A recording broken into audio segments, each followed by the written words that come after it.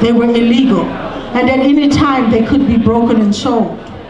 And sometimes out of hatred, an evil taskmaster would separate you from you and your true love.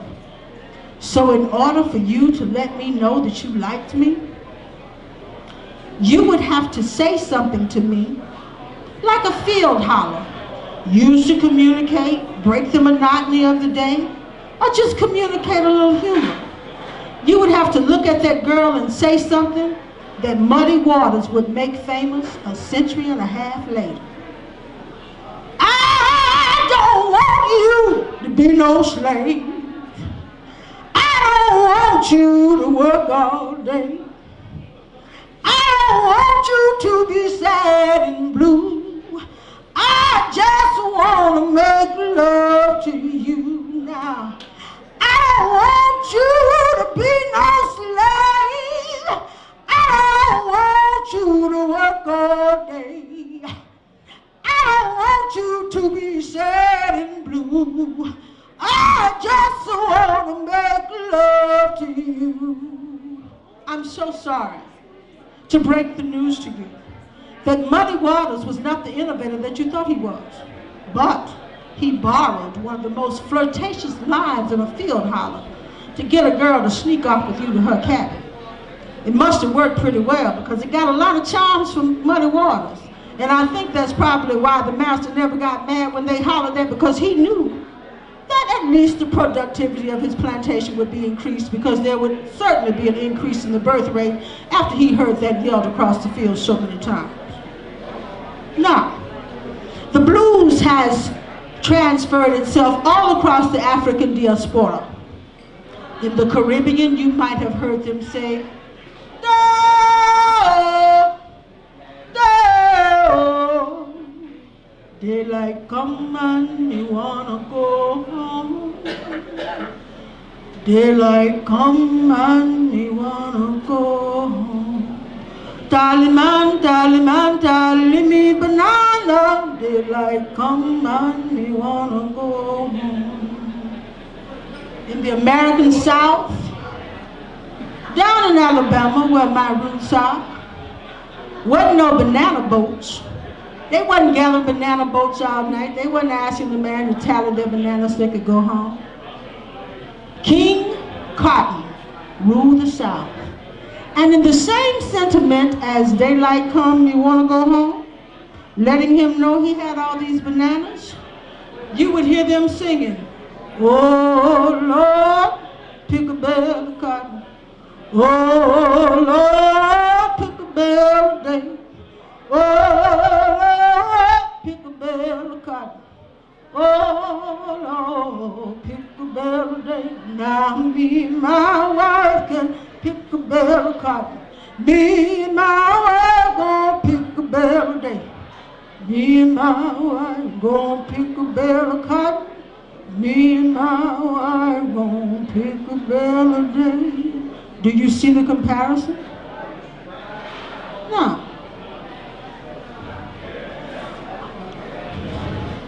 I want you to tell me one thing, if you will.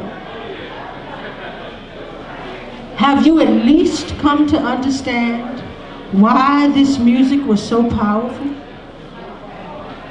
It is impossible for anything that keeps your spirit intact to lose momentum or to lose power, anything at all. It is still used the same way as it was between the rows of cotton, tobacco, rice, and sugarcane. It is the cry of my people from suffering and pain. It is the actual musical notation of travail and sorrow. Yet it can be, as you have discovered, one of the most joyous and jubilant sounds that you will ever hear, because in the blues, though communicating the pain and sorrow, you hear with every note, with every passage, the indomitable will and spirit of a people who refuse to die even under the most dire conditions. And there were slaves who were not African. And that is why, as my grandpapa would say, you got bluegrass and country, which was the white boys' blues. Because there are many of you who come here as descendants from Irish immigrants and indentured servants who fared not much better than my people and were only protected because of the color of your skin.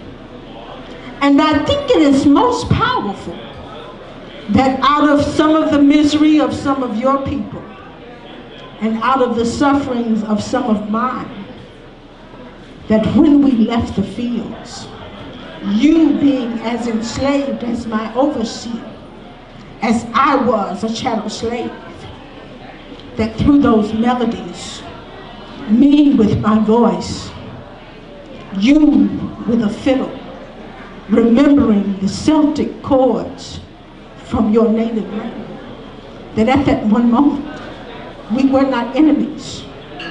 And that at that moment, regardless of our backgrounds, regardless of geography, just as many of you have traveled here from all across the country, just as many of you know that if we were to scrape the epidermis from your body and mine, that underneath we would find that we were more alike than different. That is the reason why the blues has survived. That is the reason why it is universal. That is the reason why, despite all of our social ills and atrocities as a country, it was birthed on this soil and no other, because it is because of that for those few minutes that we jam together, note to note, beat to beat, all of the hatred, strife, ignorance on both sides of the fence is forgotten. And that is the healing power of the blues. It is the reason why no matter your political affiliation, your religion, your lineage, your DNA, how you feel about me as an individual or me as part of a race and me, you, for these few days and for those few moments, the conservatives, the moderates, the liberals, the libertarians, the socialists, the communists, the black, the white, the Jew, the Gentile, the Asian, the rich, the poor, male and female. 1, 4, 5, 4, 1 is all that matters. It is my hope that I have not only communicated to you just enough of blues history to make you curious enough to find out where it comes from, but to make you see people who are different from you as being able to bring something beautiful from not only our individual sufferings, but from our collective experiences. I want you to know that even to this very day, there are many people who can drink the water, extol the virtues and qualities of that water, yet hate the very well from which it flows. What do you mean by that, Red? Tell me, how is it possible for you to drink the water, enjoy its refreshing taste, understand how it hydrates you and nourishes you even down to your very spirit, and you hate the well that it comes from? It's very simple.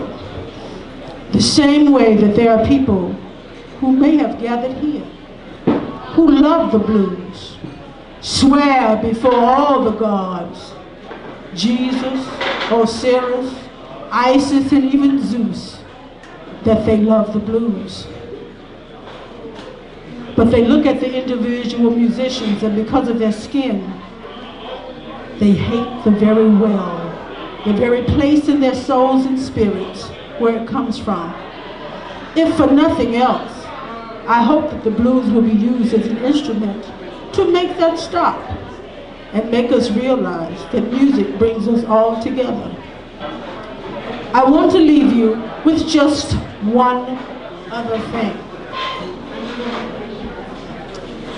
When I was a little girl, my grandmother made those pretty starch pinafores, made sure that I had music lessons, sent me down to Miss Blast so that I could learn me, me, me, me, me, me, me, oh, oh. But there was a mechanic who used to hang out with my daddy. And Mr. Howard Knight used to be on his back porch, and I would hear them playing those blues at night, not realizing that there was one more instrument that made the blues so powerful called white lightning, shinny, a good old corn whiskey from the South. I think the more they drank, the better they played. But it was introduced to me one night that this music was more than just some sounds that you hear. Jimmy Reed. They had an old record by Jimmy Reed. And Jimmy Reed was singing Big Boss Man. Can't you hear me when I call? You ain't so bad. You just tall, that's all. It was there that my grandfather made me understand that that was one of the biggest selling records of 1955. And then he explained to me what it was like for him to be a black man in the Jim Crow South in 1955. And he explained to me that he said to me, I nor Jimmy Reed could have said those words and lived. Had I gone up to my boss, had I gone up to the cotton gin and say, you ain't all that, you can't make me work like this, he said, I'd have been strung from a tree.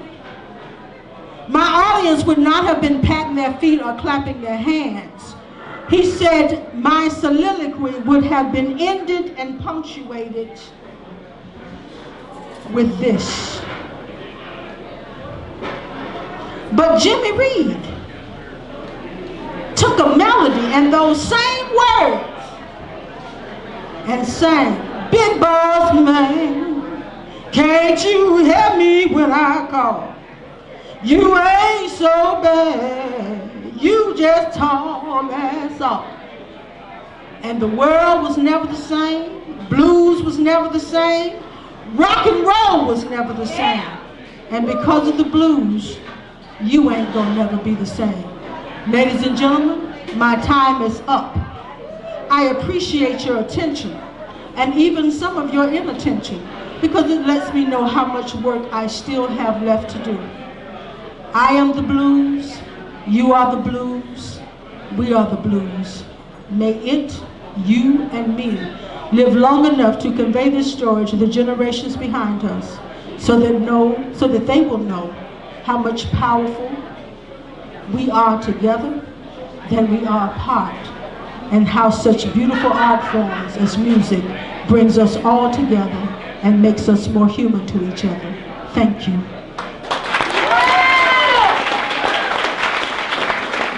Red Velvet, everybody stand up. That was amazing.